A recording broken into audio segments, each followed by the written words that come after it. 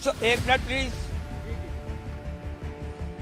आपसे मैं पूछ रहा हूँ कि मणिपुर पर कार्रवाई नहीं होगी और संजय सिंह को सस्पेंड कर दिया जाएगा, बदले कार्रवाई नहीं है तो क्या है? आप बताएं हमको। अगर मणिपुर के सवाल पर बेल में जा करके एक राज्यसभा सांसद के पूछने का धर्म है तो इसलिए सस्पेंड कर दिया जाए कि बदले की भावना नहीं थी, क्या थी? और एक सेशन के लिए सस्पेंड किए गए तो अगले सेशन के लिए भी ये डिक्टेटरशिप नहीं तो और क्या है? तो लगातार बीजेपी उस राजनीति पे आ गई है कि अगर आप उनको शब्दों से नहीं हरा सकते, उनको अपने राजनीतिक प्लान से नहीं हरा सकते, आपके पास अगर चुनावी मुद्दे नहीं है तो उनको ईडी सीबीआई उनके ऊपर छोड़ दो तो वो बाकी सारा काम ईडी सीबीआई कर लेगी। इस कड़ी में पार्टी की तरफ से देखिए, बीजेपी की तरफ से देखिए तो उन्होंने एक नाम अपने लिस्ट में ऐड कर दिया है जिसमें संजय सिंह का नाम है। जहां एक और भारतीय जनता पार्टी में ऐसे सांसद हैं जिन पर यहां पर अगर मैं बात करूं दुष्कर्म, यौन शोषण, ऐसे गंभीर आरोप लगे हुए हैं जो सदन में गाली गलौज तक कर देते हैं, उनके खिलाफ जांच तक नहीं होती और वहीं दूसरी ओर विपक्ष के नेताओं की गिरफ्तारी हो जाती है, उनके घर पर ईडी सीबीआई की छापेमारी हो जाती है।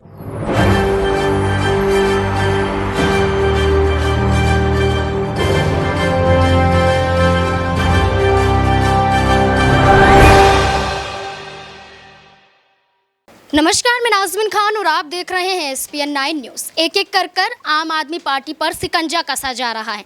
पहले मनी लॉन्ड्रिंग मामले में सत्येंद्र जैन को गिरफ्तार किया गया, फिर नई शराब नीति घोटाले मामले में मनीष सिसोदिया को गिरफ्तार किया गया। मनीष सिसोदिया लगातार यहां पर राहत पाने की अर्जी को लेकर कोर्ट का दरवाज़ा खटखटाते हुए नजर आते हैं। बार बार देखा जाता है कि मनीष सिसोदिया कोशिश करते हैं कि उन्हें राहत मिल जाए, जमानत मिल जाए, लेकिन नहीं मिलती है और तिहाड़ जेल में अभी भी मनीष सिसोदिया बंद है।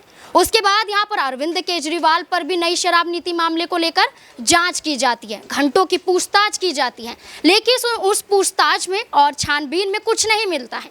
ठीक अब इसी तरीके से यहां पर आप नेता राज्यसभा सांसद संजय सिंह पर शिकंजा कसा गया है। अब यहां पर संजय सिंह के घर पर ईडी की छापेमारी हुई है, लेकिन छापेमारी में क्या कुछ निकला है अभी तो जानकारी नहीं है, लेकिन संजय सिंह को फंसाने की कोशिश फिर से की जा रही है और वो भी नई शराब नीति मामले को लेकर। अब ऐसे में देखा जाए तो आम आदमी पार्टी के इन तमाम लोगों पर जो शिकंजा कसा जा रहा है, नेताओं पर, क्या इसीलिए है कि यहाँ पर अब चुनाव आ चुके हैं? क्या यहाँ पर केंद्र सरकार सिर्फ ईडी सीबीआई का इस्तेमाल ही करती रहती है? क्या उनका काम यहाँ पर सिर्फ यही है कि कुछ भी हो यहाँ पर ईडी सीबीआई को भेज दीजिए और वो यहाँ पर कार्यवाही करते हुए नजर आएंगे? अब ऐसे में संजय सिंह पर कई बड़े आरोप लगाए गए।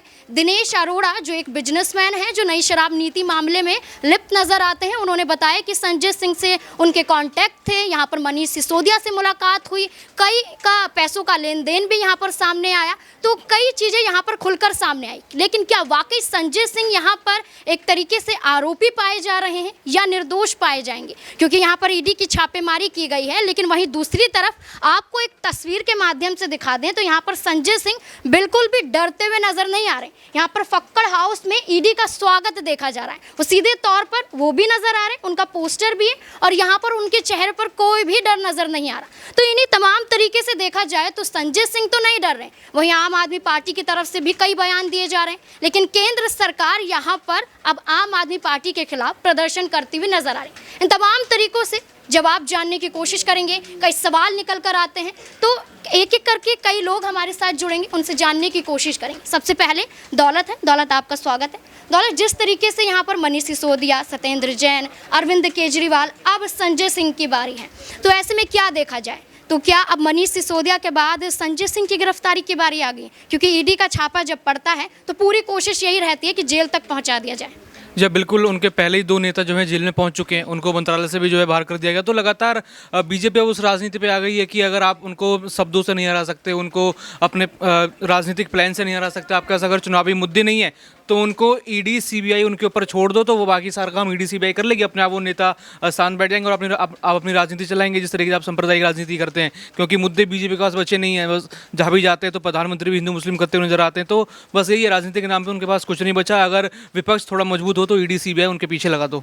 जी बिल्कुल, यहाँ पर ईडी सीबीआई लगा दो अगर उनके पास कुछ नहीं बचता है। तो ऐसे में देखा जाए तो अब यहाँ पर क्या अरविंद केजरीवाल कोई बड़ा कदम उठाते हुए नजर आएंगे? क्योंकि उससे पहले जब मनीष सिसोदिया के खिलाफ हुआ था तो आम आदमी पार्टी ने बड़ा प्रोटेस्ट किया था, बड़ा आंदोलन किया था।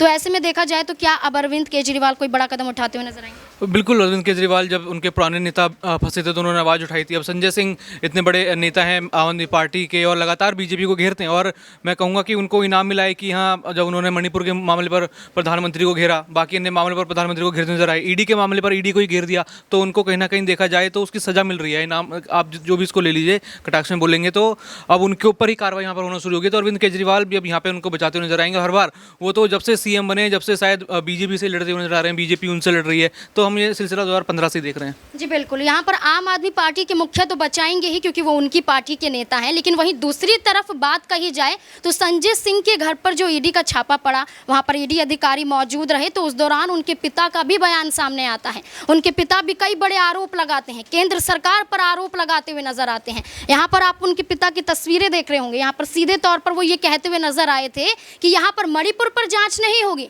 लेकिन संजय सिंह को सस्पेंड राज्यसभा से जरूर किया जाएगा। संजय सिंह पर ईडी सीबीआई की कार्यवाही लगवाई जाएगी।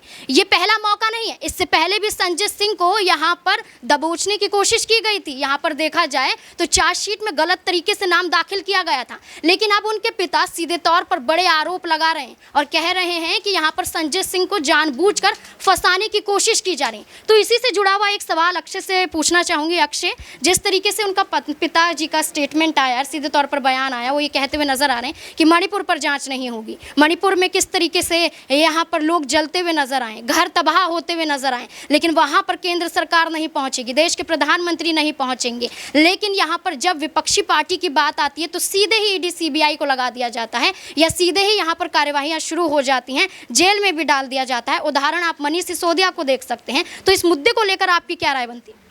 देखिए, मैं इसमें जैसे कि अभी आप बता रही थी, मैं इसमें दोनों ही बातें आपकी शामिल करना चाहूँगा। एक तो कि ईडी सीबीआई को विपक्ष पर लगा दिया जाता है, और दूसरा आपने भी अपने वक्तव्य के दौरान कहा कि बीजेपी कार्यकर्ता दिल्ली के मुख्यमंत्री और आप संयोजक अरविंद केजरीवाल के घर के बाहर धरना प्रदर्शन देंगे।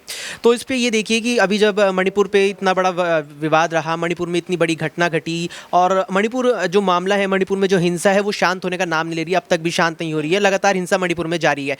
उस सब में देश भर में कहीं से भी, उत्तर भारत में, दक्षिण भारत में, मध्य भारत में, कहीं भी बीजेपी कार्यकर्ताओं द्वारा देश में किसी भी हिस्से में किसी भी वर्ग के द्वारा बीजेपी के जो कार्यकर्ता हैं उनके द्वारा कोई विरोध प्रदर्शन नहीं किया गया मणिपुर को लेके, ना ही कहीं भी बीजेपी के कार्यकर्ताओं द्वारा कोई भी मणिपुर को लेके आवाज़ उठाई गई।